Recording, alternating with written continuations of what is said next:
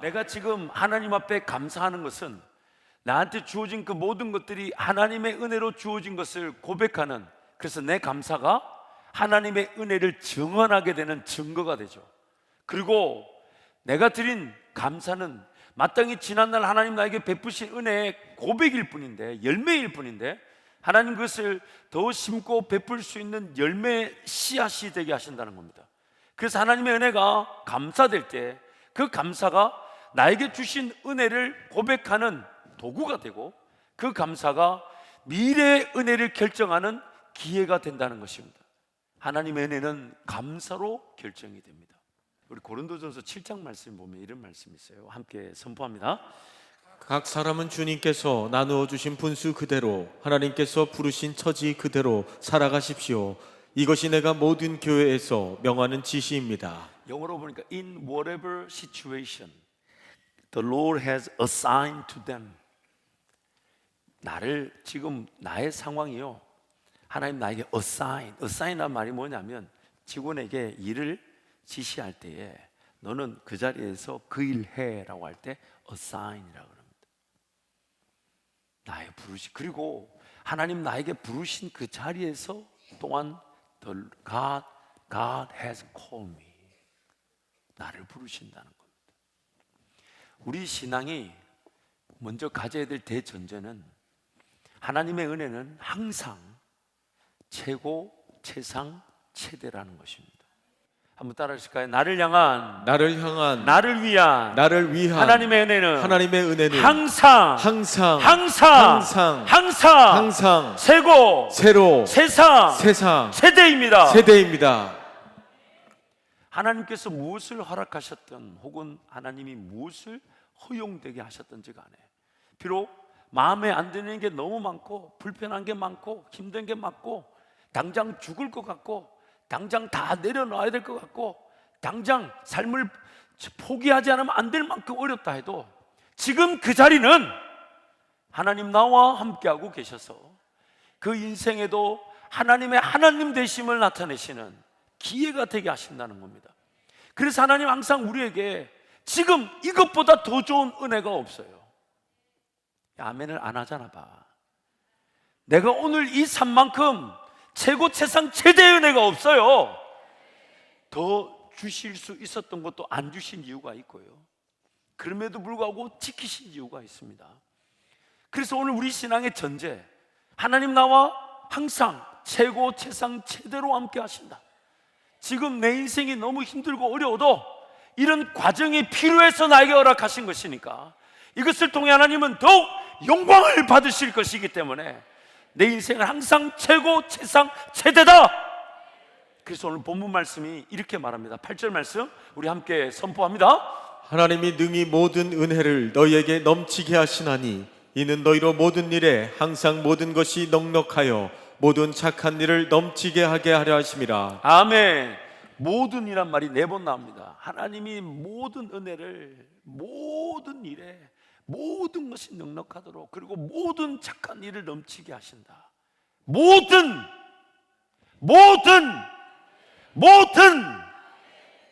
하나님의 은혜는 항상 최고, 최상, 최대인데 문제가 뭐냐면 우리가 죄인이다 보니 하나님의 은혜를 최고, 최상, 최대로 여기지 않는다는 겁니다. 여길 줄 모르는 거예요. 그래서 여기서부터 문제가 점점 더 심각해지죠.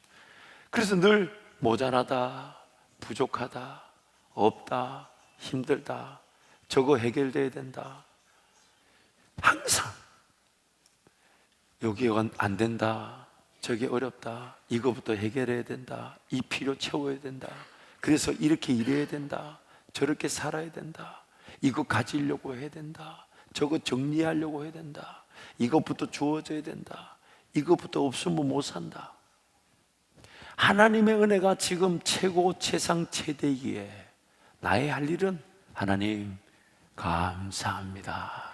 하나님 감사합니다. 내 인생이 비단 힘들고 어렵고 지치고 의미도 모르겠고 이해가 되지 않아도 하나님 이런 삶도 포기하지 않으시고 나를 이끌어 가시니 지금 나에게 주시는 은혜가 내게 족하다 하시니 하나님 감사합니다고 예배해야 되는데 하나님의 내가 최고 최상 최대인 줄 모르니까 자꾸 요거 시도하고 저거 가지러 가고 이 필요 해결하고 저 필요 해결하고 이거부터 해야 되고 저거부터 갖춰야 되고 그래서 예배가 안 되고 기도가 안 되고 하나님 감사할 기회가 없고 물질도 없고. 여러분, 오늘 우리에게는 없는 건 없어요. 만약 있어야 된다면 하나님 이미 주셨고 있어야 될 것이라면 하나님이 주실 것인데 그거를 내가 최고 최상 최대의 은혜 하나님을 믿지 못하니까 내 힘으로 내 인생을 해결하려고 덤벼들면서 하나님과의 관계를 잃어버렸던 겁니다. 그러다 보니까 더 큰 어려움과 문제를 자처하게 되고 만들게 되고 그게 인생이 묶이게 되고 그래서 나중에는 이거라도 안 하면 안 되고 이렇게라도 일을 안 하면 안 되고 이렇게라도 돈을 벌어야 되고 이렇게라도 살아야 된다라고 그렇게 우리 스스로가 신세 한탄하듯 자기 삶을 후회할 때가 있습니다. 문제가 뭐냐?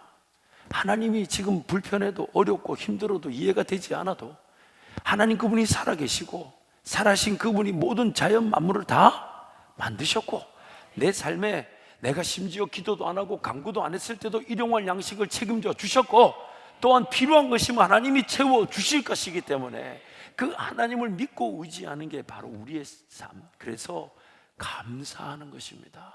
하나님 감사합니다. 우리 옆에 분에게 그렇게 한번 감사하시죠. 하나님 감사합니다. 하나님 감사합니다. 다시 옆에 분에게 진지하게 눈을 보면서 당신의 존재만으로도 감사합니다. 당신의 존재만으로도 감사합니다. 감사합니다. 감사합니다. 좀 낫다. 샘 크랩틀이라는 분의 감사의 기술이라는 책에 보면 이런 내용이 있어요. 감사와 관련된 역학관계는 선택사항이 아니다. 그 누구도 중립을 유지할 수 없다. 감사함으로 그에 따르는 유익한 부산물을 거둬들이거나 아니면 감사하지 않으므로 그에 따른 고통스러운 결과에 맞닥뜨리게 될 뿐이다. 감사하는 것은 열매를 거두지만 감사하지 않는 것도 열매를 거둔다는 겁니다. 그래서 이어서 내용을 좀 더 소개하면요, 당신은 의도적으로 감사하지 않기로 마음먹을 수도 있고 본의 아니게 무관심한 태도를 보일 수도 있다. 그러나 거기에 뒤따를 결과를 선택할 수는 없다. 감사하지 않는 것은 당신이 원하지 않는 곳으로 데려다 줄 것이고 예상보다 더 오래 그곳에 머물게 할 것이며 생각보다 더 비싼 대가를 치르게 할 것이다. 그래서 로마서 1장 21절 23절을 함께 선포합니다. 하나님을 알되 하나님을 영화롭게도 아니하며 감사하지도 아니하고 오히려 그 생각이 허망하여지며 미련한 마음이 어두워졌나니 스스로 지혜 있다 하나 어리석게 되어 썩어지지 아니하는 하나님의 영광을 썩어질 사람과 새와 짐승과 기어다니는 동물 모양의 우상으로 바꾸었느니라. 하나님을 알되 하나님을 영화롭게도 아니하며 또한 감사하지 아니하면 성경이 이렇게 말해요. 오히려 그 생각이 허망하여지고 미련한 마음은 더 미련해지고 스스로 지혜 있다 하나 그 어리석음을 피할 수 없고 썩어질 것을 물질을 우상으로 하나님처럼 섬기게 된답니다. 감사하지 않았을 뿐인데 오늘 나는 더 제 길에 빠져 헤매게 된다는 것입니다. 하나님의 은혜를 인식하고 믿어져서 감사하며 예배할 때에 그 순간에 우리 인생이 헛된 수고의 위험에서 건져내어질 뿐만 아니라 그 감사가 하나님 그분의 인도하심과 지혜와 지식과 또한 하나님의 역사를 보는 씨앗이 된다는 것입니다. 감사가 하나님의 은혜를 결정하는 것입니다. 지난날에 베푸신 은혜가 나의 감사로 고백되어지고 고백되어진 그 감사가 미래의 하나님의 은혜를 결정하는 시작이 되는 것입니다. 빌립보서 4장 6절 7절 말씀을 우리 함께 선포합니다. 아무것도 염려하지 말고 다만 모든 일에 기도와 간구로 너희 구할 것을 감사함으로 하나님께 아뢰라. 그리하면 모든 지각에 뛰어난 하나님의 평강이 그리스도 예수 안에서 너희 마음과 생각을 지키시리라. 아멘. 그 8절 8절 말씀이 이렇게 되는 거예요. 아무것도 염려하지 말고 오직 모든 일에 기도와 간구로, 그리고 그 기도와 간구의 내용이 뭐냐? 감사함으로 하나님께 아뢰라.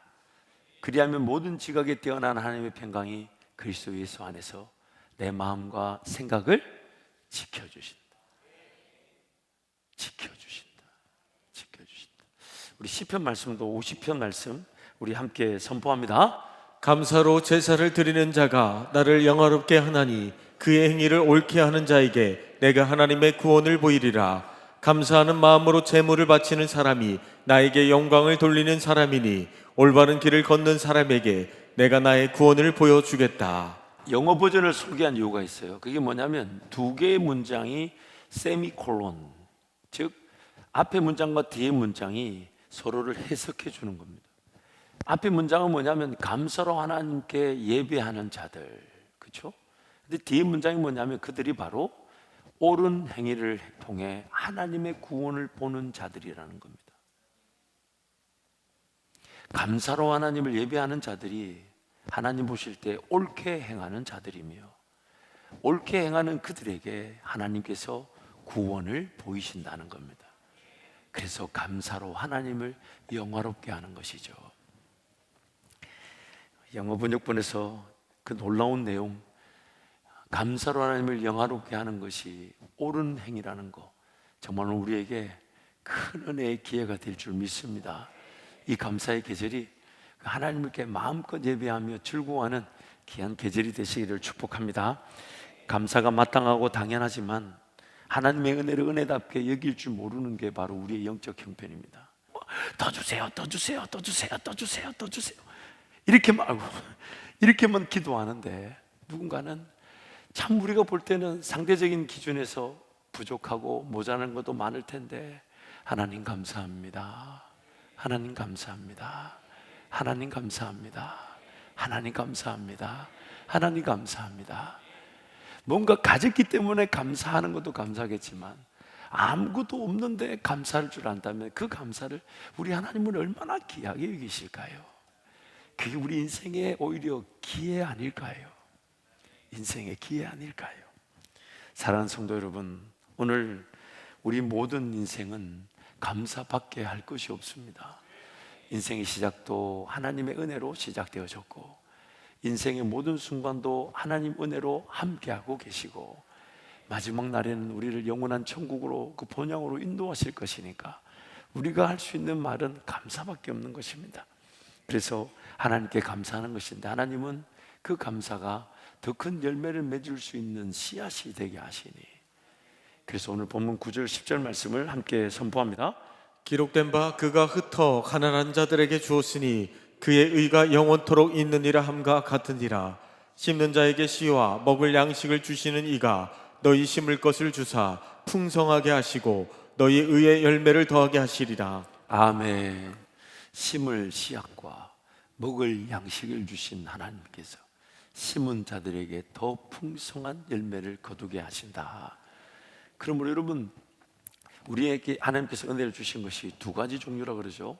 심을 씨앗과 먹을 양식인데, 어느 것을 더 잘 써야 될까요?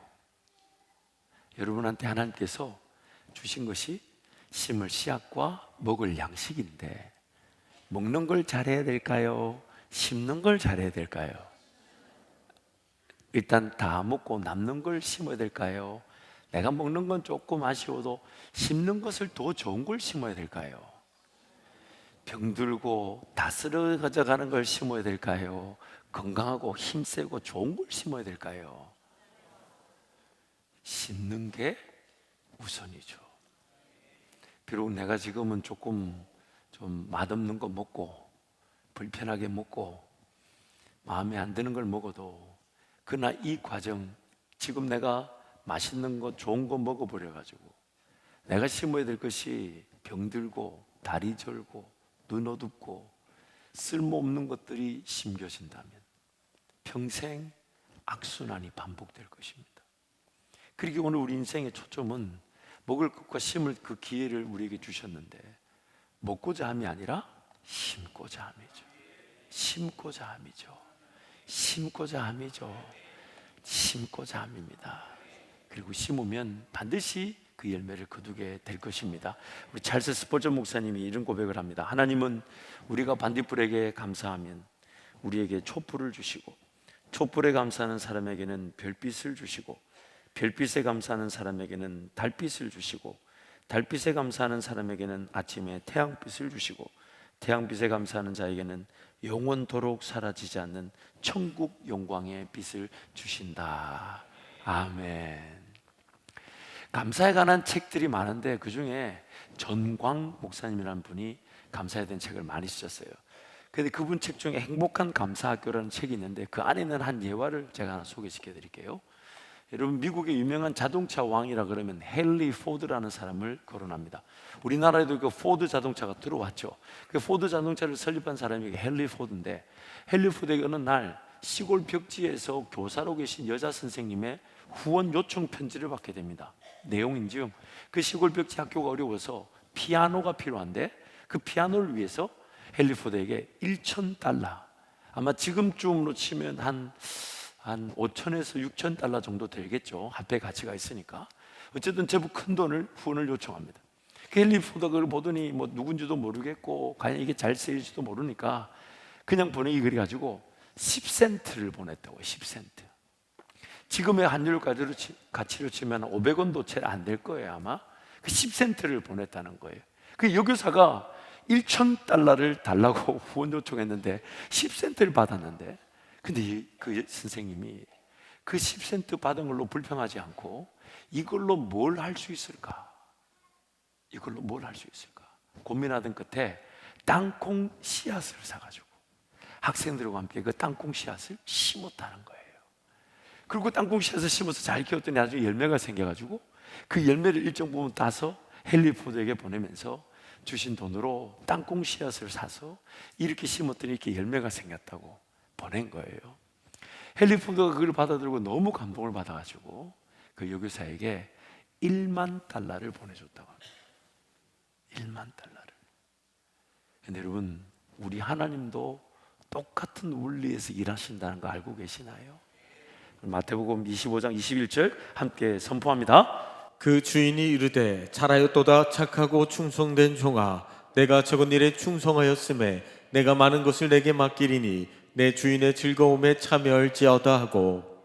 내 가진 것이 비록 작고 부족하고 연약해도 그것으로 하나님께 섬길 줄 알면 하나님은 그것이 작은 일에 충성한 것으로 기이 여겨주시고, 다른 누군가의 그런 시선, 세상의 기준으로 봤을 때는 저 사람이 저걸로 섬긴다는 것이 참 대단하다, 자기도 먹을 게 부족하고 연약하고 없는데 저걸로 누군가를 돕겠다는 그 마음, 세상도 그것을 얼마나 귀하게 여깁니까?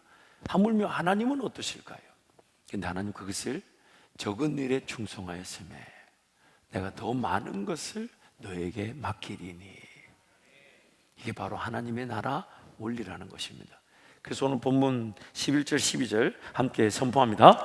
너희가 모든 일에 넉넉하여 너그럽게 연보를 함은 그들이 우리로 말미암아 하나님께 감사하게 하는 것이라. 이 봉사의 직무가 성도들의 부족한 것을 보충할 뿐 아니라 사람들이 하나님께 드리는 많은 감사로 말미암아 넘쳤느니라. 아멘. 사람들이 하나님께 드리는 많은 감사로 말미암아 넘쳤느니라. 오늘 본문 고린도후서 9장의 배경은 이렇습니다. 예루살렘 교회가 경제적인 어려움을 당하자 사도 바울이 복음을 전하며 세운 교회들마다 예루살렘 교회를 돕자라는 아마 구제 헌금이 시행됐던 것 같아요. 그러면서 고린도 교회 교인들, 당시 고린도 지역은 당시 경제적인 규모로는 아마 전 세계에서 가장 잘 사는 도시 중에 하나였다고 합니다. 근데 그 도시 사람들에게 그 감사의 연보, 감사연금을 누구를 통해 그들에게 소개하냐면 마게도냐 지역의 성도들의 헌금을 가지고 고린도 교회 교인들에게 건면하는 겁니다. 그런데 9장 말씀 서두에 보면 사도 바울이 이렇게 표현합니다. 마게도냐 교인들이 후한 헌금을 했는데 극심한 가난 속에서 하나님께 드렸다는 겁니다. 마게도냐 지방 교회들이 예루살렘 교회를 돕기 위해 극심한 가난 속에서 그들이 하나님 앞에 후한 연보를 드렸답니다. 제가 올 초에 아프리카 에티오피아에 갔을 때 주일 예배를 이제 섬기러 갔는데 이제 헌금 시간이 있는 거예요. 헌금을 어떻게 하냐 했더니 앞에 테이블 그 강단 위에 천을 깔아두고 나와서 각자 헌금을 놓고 가는 거예요. 봉투에 안 넣고. 물론 봉투도 또 없죠. 그 봉투 자체가 열악하니까. 근데 헌금을 하니까 이렇게 천으로 싸서 이렇게 묶어서 딱 옆에 두더니 또 헌금을 또 하는 거예요. 그래서 헌금을 2번 하더라고요. 그래서 제가 물었어요. 왜 헌금을 2번 하냐? 그랬더니 첫 번째 헌금은 우리보다 더 어려운 이들을 돕기 위해 구제로 헌금한 것이고, 두 번째는 하나님께 드릴 것을 드렸다는 거예요. 그분들은 지금 하루 우리나라 돈으로 2,000원, 3,000원으로 하루를 삽니다. 각 집에 가보면 다 나무 집에 바닥이 흙입니다. 계절 옷 이런 거 없어요. 주일날 한번 깔끔하게 입는 옷 말고는 다 원주민의 형태로 삽니다. 그런데도 불구하고 하나님의 말씀이 우리에게 말씀하셨다는 이유로 어려운 이들을 먼저 생각하고, 그리고 하나님께 드릴 것을 드리는 그 헌금의 모습은 오늘 우리에게 큰 도전이 되는 것 같아요. 없어서 못하는 게 아닙니다. 마음이 없기 때문에 안 하는 겁니다. 그러나 하나님께서 얼마나 열악하든지 간에 드려지는 것에 대해서 그 질적 가치를 절대로 소홀히 여기지 않으신다는 겁니다. 그래서 과부의 2렙돈 2,000원, 3,000원 밖에 안 되는 그 돈이 주님 보실 때는 전부를 넣었다는 거예요. 그러므로 오늘 우리 인생의 중요한 점은 하나님께 감사하는 것입니다. 하나님께 감사하는 것입니다. 그 감사가 내 인생에 베푸신 은혜를 고백할 뿐만 아니라 미래의 하나님의 은혜를 결정짓는 은혜의 시작점이기 때문입니다. 스페인에 가면 산티아고라는 유명한 순례의 길이 있죠. 그 산티아고 입구에 이런 내용이 적혀져 있답니다. 여행자는 요구하고 순례자는 감사한다. 그냥 지나가면서 보고 싶은 거 보는 사람들은 즐기려고 길을 간다는 거예요. 더 좋은 침대, 더 좋은 음식, 더 좋은 환경. 여행자는 요구한다는 거예요. 그러나 순례자는 모든 게 감사하다는 거예요. 왜냐하면 여기서 인생이 머무를 것이 아니라 내 집으로 돌아가는 본향 가는 길에 있기 때문에. 그래서 인생을 즐기려는 사람은 항상 뭐가 부족하고 모자라고 더 채워져야 되고, 이거 있어야 되고 저거 있어야 되고, 이거 갖춰야 되고 저거 갖춰야 되고. 말씀을 정리하겠습니다. 우리 에베소서 우리 5장 말씀, 우리 한 구절인데요, 3번 함께 선포합니다. 우리가 늘 사용해야 할 언어는 감사입니다. 우리가 늘 사용해야 할 언어는 감사입니다. 우리가 늘 사용해야 할 언어는 감사입니다. 여러분 깊이 기억하시기를 축복합니다. 우리는 감사밖에 할 말이 없습니다. 우리 인생이 지난날에 살아봤던 것도 하나님의 은혜이며 앞으로 살아갈 날도 하나님의 은혜이고, 그러기에 뭐가 없다 있다 그것 자체가 최고 최상 최대 하나님의 은혜를 아직 인식하지 못한 것이죠. 그러기에 항상 오늘 나에게 주신 은혜가 족하다 만족하면서 감사하면서 없는 거 필요한 거 해결하기 위해 예배의 기도 자리 놓치지 마시고 하나님을 기다리고 인내함으로 하나님께서 함께 주신 은혜가 더 풍성한 삶의 은혜가 되시기를 축복합니다.